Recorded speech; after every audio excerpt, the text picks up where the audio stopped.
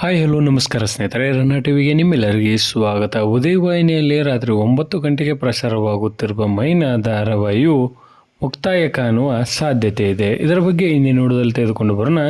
ನೀವು ಸಹಿತ ಈ ಧಾರಾವಾಹಿಯನ್ನು ಇಷ್ಟಪಡೋದಾದರೆ ಈ ವಿಡಿಯೋಗೆ ತಪ್ಪದೇ ಬಂದು ಲೈಕ್ ಮಾಡಿ.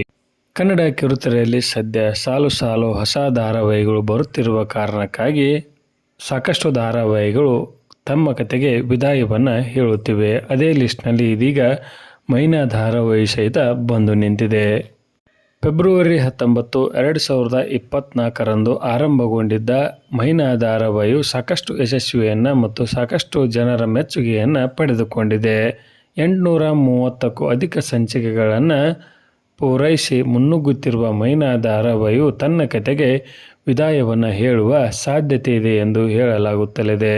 ಉದಯ ವಾಹಿನಿಯಲ್ಲಿ ಹೊಸದಾಗಿ ಆರಂಭವಾಗಲಿರುವ ಗೆಳತಿ ಗಾಯತ್ರಿ ಧಾರಾವಾಹಿಯು ಬರುತ್ತಿರುವ ಕಾರಣಕ್ಕಾಗಿ ಮೈನಾ ಧಾರಾವಾಹಿಯು ಅಂತ್ಯವನ್ನು ಕಾಣುವ ಸಾಧ್ಯತೆ ಇದೆ ಎಂದು ಹೇಳಲಾಗಿದೆ. ಇತ್ತೀಚೆಗೆ ಮೈನಾ ಧಾರಾವಾಹಿಯ ನಾಯಕಿಯಾಗಿರುವ ವಿಜಯಲಕ್ಷ್ಮಿ ಅವರು ತೆಲುಗು ಧಾರಾವಾಹಿಯೊಂದರ ನಾಯಕಿಯಾಗಿ ಕಾಣಿಸಿಕೊಂಡಿದ್ದಾರೆ.